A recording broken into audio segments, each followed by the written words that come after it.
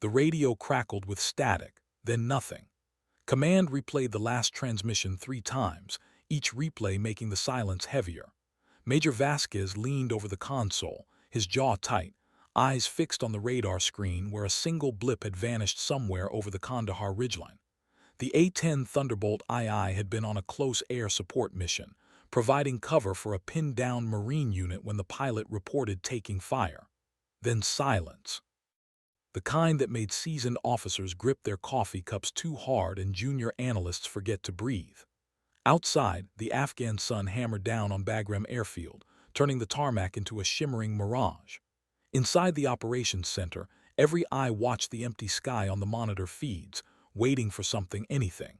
The missing pilot was Captain Raina Kovac, call sign Ember, a name she'd earned not through fire but through persistence, the slow burn kind that outlasts flashier flames. Most of the squadron still remembered her as the Air National Guard pilot who transferred in 8 months ago, older than the Hotshot Academy graduates, quieter than the ones who flew with something to prove. She had 200 hours in the Warthog, a record so clean it was almost boring, and a habit of double-checking her munitions load 3 times before every sortie. The kind of pilot who didn't make mistakes, which made her disappearance all the more unsettling. Vasquez replayed the tactical situation in his mind.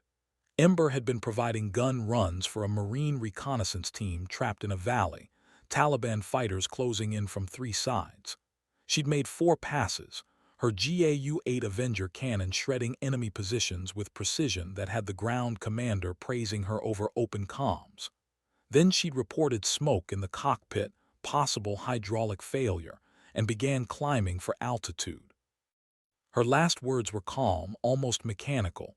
Viper 1-1 experiencing systems failure, attempting emergency procedures. Then the static. Then the silence. Search and rescue birds were spooling up now, rotors beginning to thump outside, but the valley where she'd gone down was hot, too hot for an immediate extraction. The Taliban owned those ridges, and they knew an American pilot was somewhere in their territory. Protocol demanded caution. The Marines on the ground were already pushing toward her last known coordinates, but they were outnumbered and taking fire. Every minute that passed was another minute Ember was alone. Captain Lydia Tan stood near the back of the operations center, arms crossed, watching the organized chaos unfold. She'd flown with Ember twice, brief training exercises where Kovac had been professional but distant, the kind of pilot who didn't do small talk in the ready room. Tan had written her off as antisocial, maybe even cold. Now she wondered if she'd misread everything.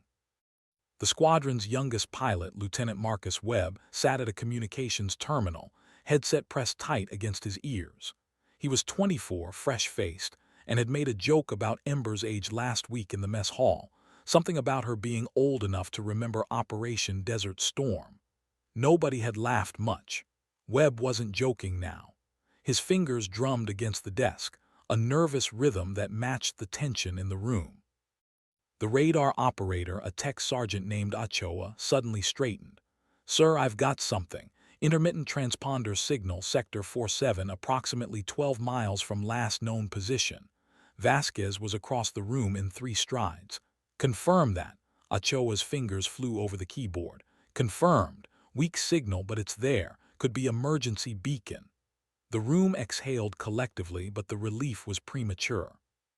The signal was in the worst possible location, a narrow canyon system notorious for crosswinds and enemy anti-aircraft positions. Getting a helicopter in there would be suicide. Getting another A-10 in there would be only marginally better. Tan felt her stomach tight. The unspoken question hung in the air. Was Ember alive, or was this just her aircraft's automated systems broadcasting into the void? Vasquez grabbed the radio handset, his voice steady despite the sweat beginning to bead on his forehead. "All units, this is Bagram Actual. We have possible beacon signal from Viper 1-1. SAR package, hold position until we have better intelligence. Ground units, continue advance but do not expose yourselves unnecessarily. We bring our people home, but we do it smart." The Marines acknowledged, their voices tense over the encrypted channel. The Taliban were probing their positions, testing their defenses, likely aware that the Americans were distracted. This was how ambushes happened, how small tactical situations spiraled into disasters. Tan stepped forward. "Sir, request permission to take a flight up for reconnaissance." Vasquez looked at her, measuring. Tan was capable, methodical, but she was also asking to fly into the same airspace that had just claimed Ember. "Negative, Captain. We don't have a clear picture yet. I'm not sending anyone else into that mess until we know what we're dealing with." It was the right call, the safe call, but it felt like abandonment. Tan nodded, stepping back, but her mind was already running through flight profiles, calculating angles of approach, thinking about how she'd execute a rescue if given the chance. She'd underestimated Ember. She wouldn't make that mistake twice. The minutes stretched into an hour. The SAR helicopters orbited at a safe distance, their crews ready but grounded by the tactical realities of the situation. The Marines continued their push, but they were moving through terrain that favored the defenders, every ridge a potential kill zone. Intelligence reported increased enemy radio chatter. They knew something was down, and they were hunting. Then, at 1300 hours, the radio crackled again. Not Ember's voice, but something else. The distinct growl of a turbofan engine, low and guttural, echoing through the valley. The Marines on the ground reported it first. Bagram, this is Tango 2-3. We have eyes on an A-10, repeat, in the valley. Aircraft appears damaged, smoke trail visible, but it's flying." Vasquez grabbed the handset so hard his knuckles went white. "Tango 2-3, confirm identification. Is it Viper 1-1? A pause, the sound of distant gunfire. "Affirmative, Bagram, tail number matches. She's coming in low, maybe 500 feet, wings trailing smoke. She's Jesus, she's making a gun run." The operations center erupted. Webb stood so fast his chair toppled backward. Ochoa stared at his screen, disbelief written across his face. Tan felt something break open in her chest, a mixture of shock and awe and something she couldn't quite name. Vasquez keyed the radio. "Viper 1-1, this is Bagram Actual, what is your status?" The response came through layers of static, Ember's voice strained but clear. "Bagram, Viper 1-1. Hydraulics compromised, left engine at 60%, cockpit full of smoke. Marines needed help. Couldn't let them handle it alone." The admission was delivered without drama, just fact. Ember wasn't showboating. She wasn't trying to be a hero. She'd assessed the situation from wherever she'd been grounded, damaged, possibly injured, and decided that her aircraft could still fight. So she'd gotten it airborne again somehow and flown back into the hell she'd barely escaped. Vasquez's voice was tight. "Viper 1-1, RTB immediately. You are not cleared for further engagement." "Negative, Bagram." Ember's response was firm. "Marines are pinned. Enemy positions marked. One more pass, then I'm out." Before Vasquez could respond, the Marines erupted over the net. "She's on target. Direct hit on the ridge position. Enemy fire suppressed."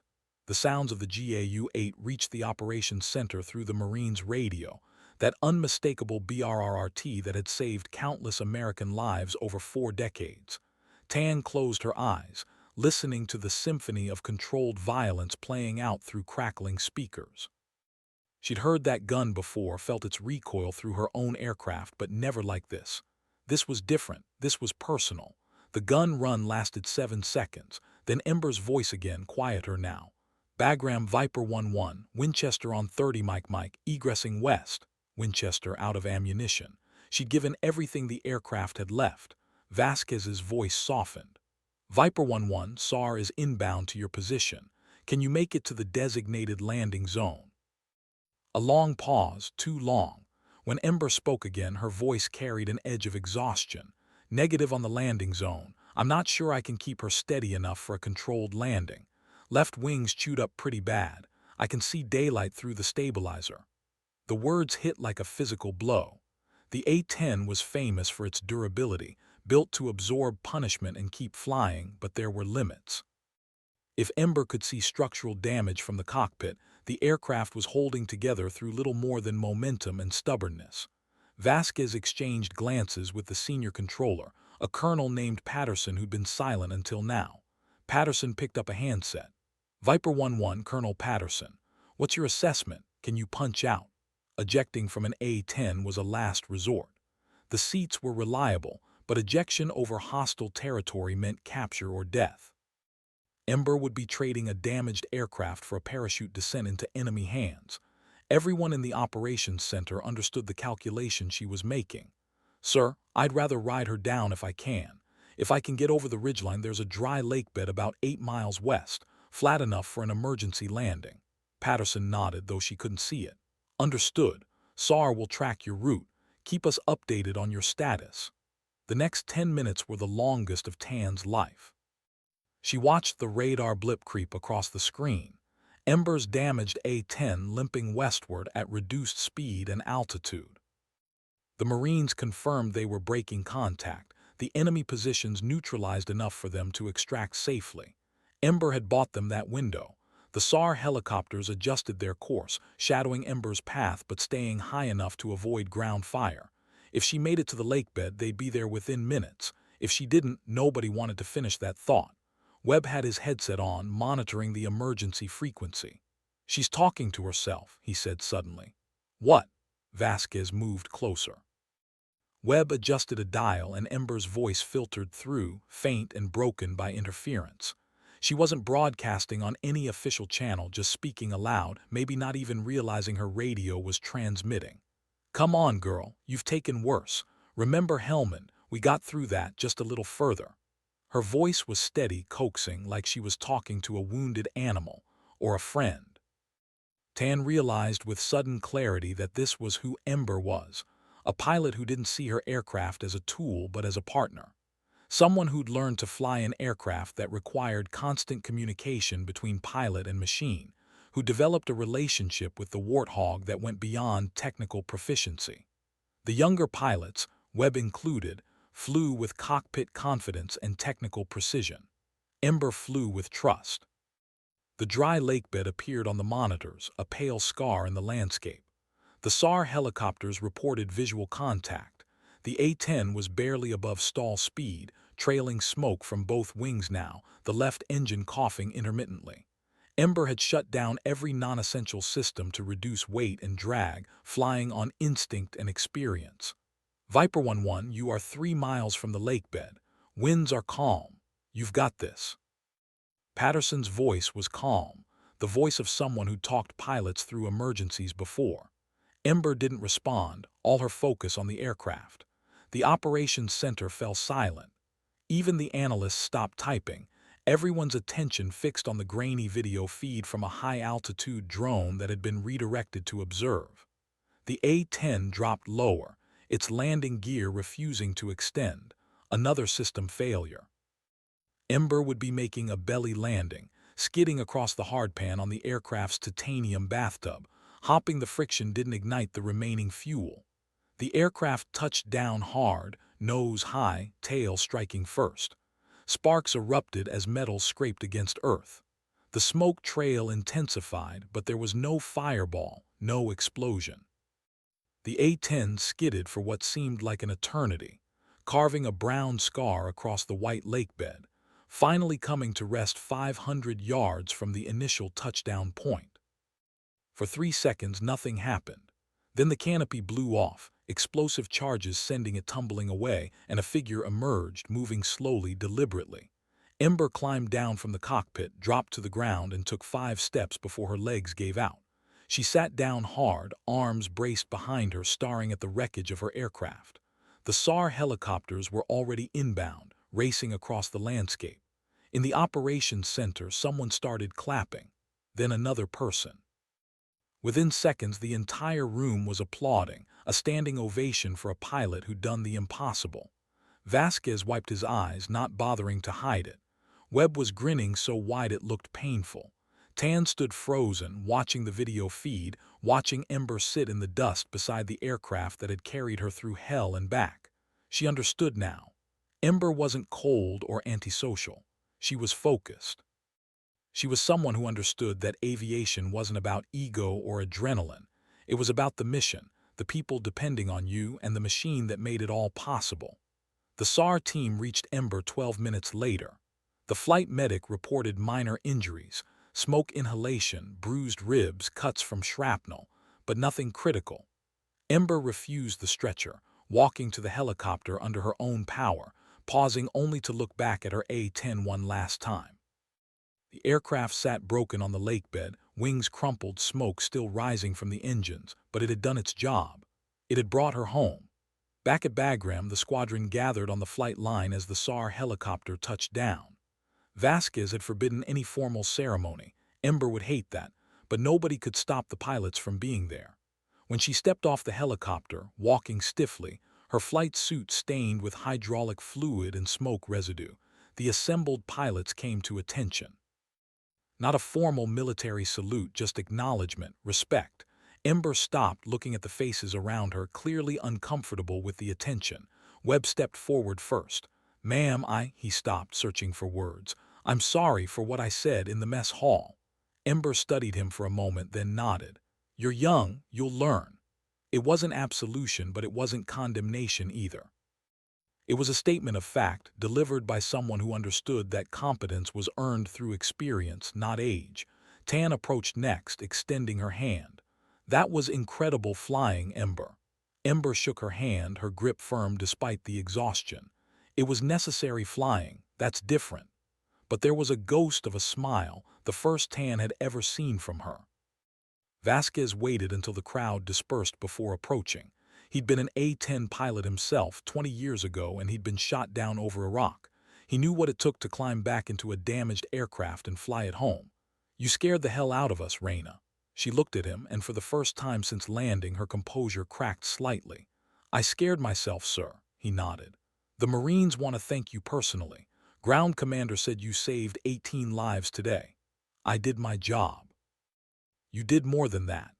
Ember was silent for a moment, looking toward the flight line where the other A-10s sat, waiting for their next mission. "Sir, how long before I can get another aircraft?" Vasquez blinked. "You're grounded pending medical clearance and a formal investigation. Standard procedure." "How long?"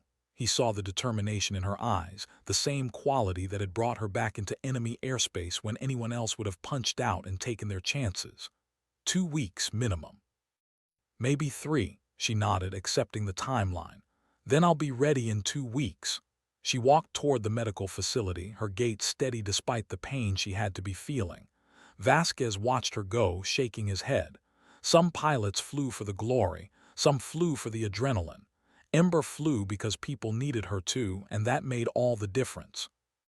The story of Ember's flight spread quickly through the base. By evening, everyone from the cooks to the generals knew the details. The A-10 community, small and tight-knit, began sharing the story through their networks. Within days, it had reached stateside, passed through ready rooms and training squadrons, another legend in the Warthog's long history. But for those who'd been in the operations center that day, who'd heard her voice over the radio and watched her limp home through hostile airspace, it was more than a story.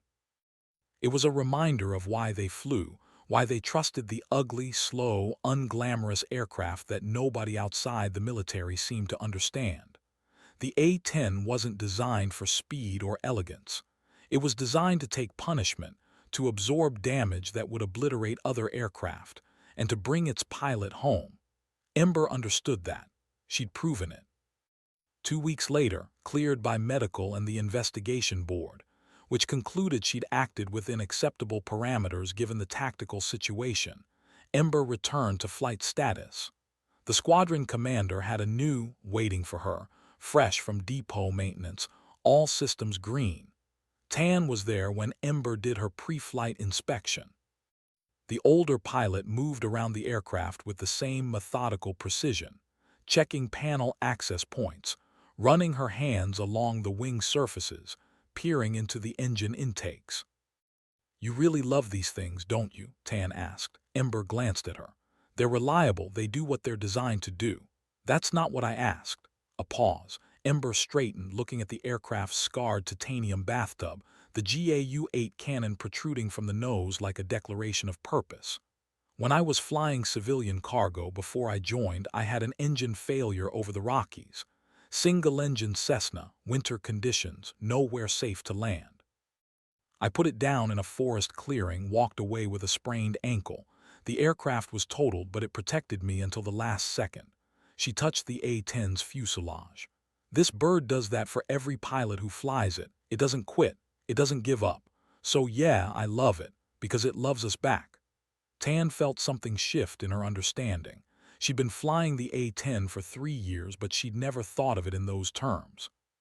She'd focused on weapon systems, flight envelopes, tactical applications. Ember saw the relationship differently, not as pilot and machine, but as a partnership built on mutual trust. "Will you teach me?" Tan asked suddenly. Ember raised an eyebrow. "Teach you what? You're already qualified. Teach me to fly like you do, to understand the aircraft like you do." For the first time, Ember smiled fully. "That takes time and mistakes, and a few close calls that make you appreciate what you have."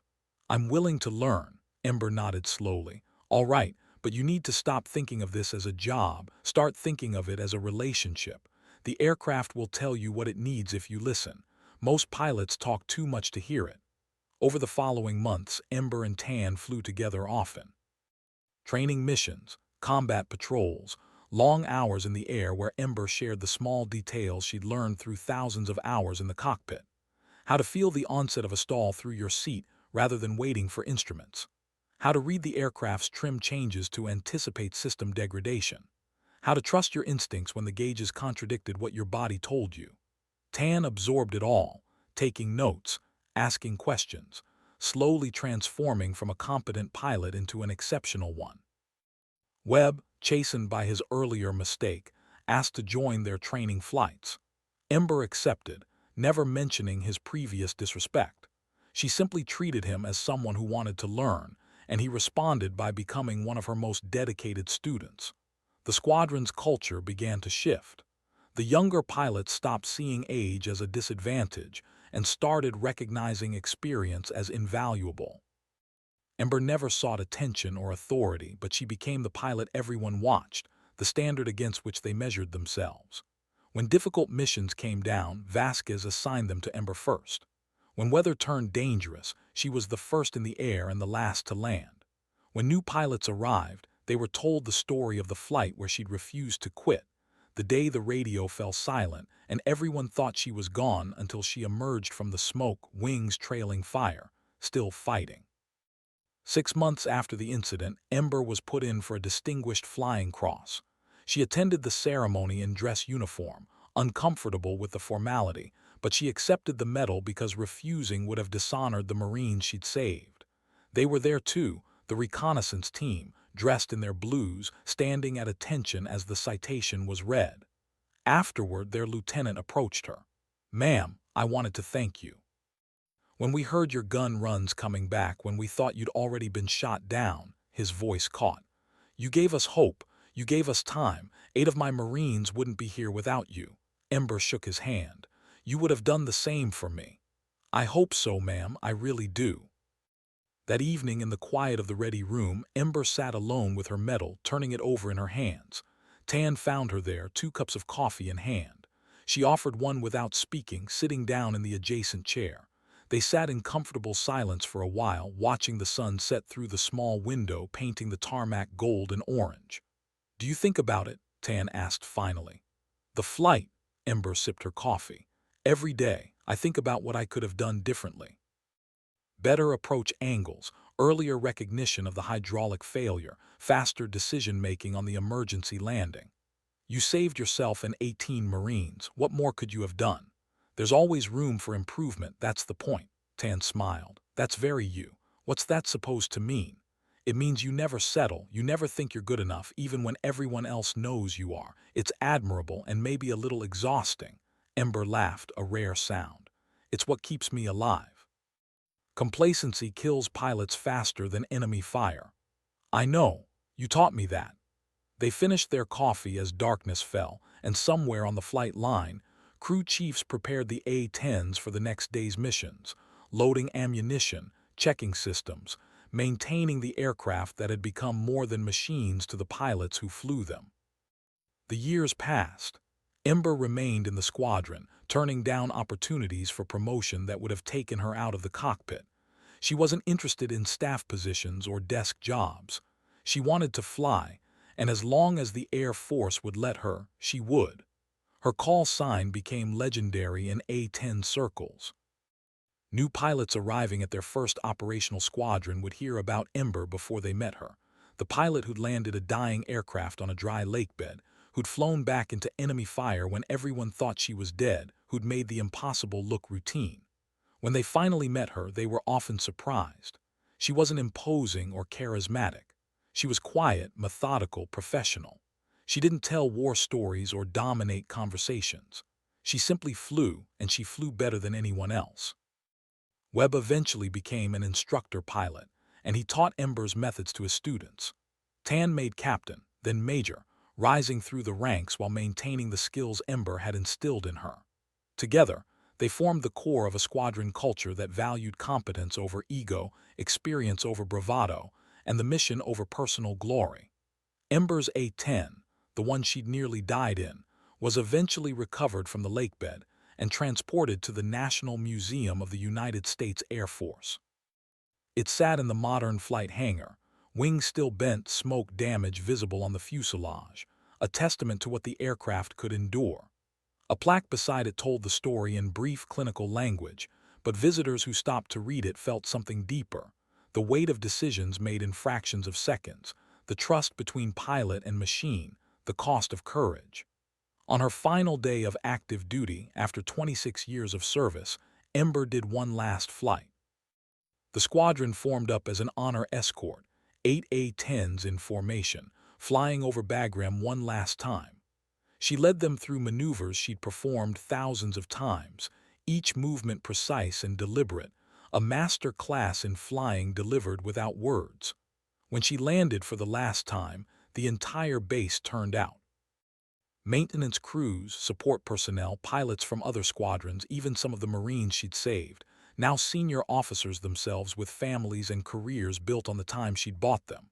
Vasquez, now a colonel and wing commander, met her on the tarmac. End of an era, Reina.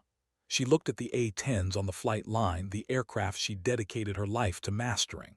The aircraft endures. The mission continues. I'm just one pilot. You were never just one pilot. You set the standard. She smiled, tired but content. Then I hope the standard holds. They walked together toward the operations building, where a small ceremony waited. Nothing elaborate, Ember had made them promise, just recognition of service, handshakes, and the quiet acknowledgement of a job well done. That night, after the ceremony, after the awkward speeches and the cake nobody really wanted, Ember stood alone on the flight line. The sky was clear, stars visible despite the ambient light, the mountains dark silhouettes against the horizon. She heard footsteps behind her, turning to find Tan and Webb, both still in uniform, both looking uncertain. We wanted to say goodbye properly, Tan said. Without the crowd, Ember nodded. I'm not good at goodbyes. We know, Webb said, but you taught us too much to let you leave without acknowledgement. You changed how we fly, how we think about flying. You changed us. I just showed you what was possible. You did the work yourselves. Tan stepped forward. Before you go, I have something for you. She held out a small box. Inside was a patch custom made. The A-10 silhouette with the call sign Ember underneath, surrounded by flames that didn't consume but instead illuminated. Below it, 4 words: she refused to fall. Ember held the patch, her thumb tracing the embroidered letters. Thank you, both of you. There are 50 more of these, Webb said. Everyone in the squadron has one. Some of the other A-10 squadrons are making them too. You're part of the legacy now, whether you want to be or not. She looked at them, these pilots she'd trained and pushed and occasionally terrified with her exacting standards. They weren't just colleagues anymore. They were the continuation of something she'd started, carriers of knowledge and philosophy that would outlive her time in the cockpit. Keep them flying, she said simply. Keep the mission first. Keep each other safe. Always, Tan promised. They stood together on the dark tarmac, 3 generations of A-10 pilots, connected by mutual respect and a shared understanding of what it meant to fly the ugly, beloved, indispensable Warthog. Eventually, Ember walked away, toward civilian clothes and retirement and a life without pre-flight checks. But she carried with her the knowledge that somewhere, right now, an A-10 was launching into hostile airspace. Somewhere, a pilot was making the same calculations she'd made, trusting the aircraft to bring them home. And somewhere the radio might fall silent again, and someone would wait and watch the sky and believe. Because that was the legacy. Not medals or ceremonies, but trust. The trust between pilot and aircraft, between leaders and their people, between those who fly and those who wait. Ember had embodied that trust, proven it could survive the worst conditions, and passed it forward to those who came after. The A-10s would keep flying. The missions would continue. And in ready rooms and flight lines across the world, pilots would tell the story of Ember, the pilot who refused to quit, who brought herself and her aircraft home through impossible odds, who understood that flying wasn't about individual achievement but about something larger: duty, responsibility, and the unbreakable bond between those who serve. Years later, young pilots preparing for their first combat deployment would see the Ember patch on their instructor's flight suit and ask about it. And the instructors would tell them about the day the radio fell silent, about the A-10 that emerged from smoke and enemy fire, about the pilot who chose the hard right over the easy wrong, and they would understand that they were inheriting something precious and hard-won. The standards had been set, the bar had been raised, and every time they climbed into their cockpits, they would carry that legacy with them, pushing themselves to be worthy of it. The sky remembered.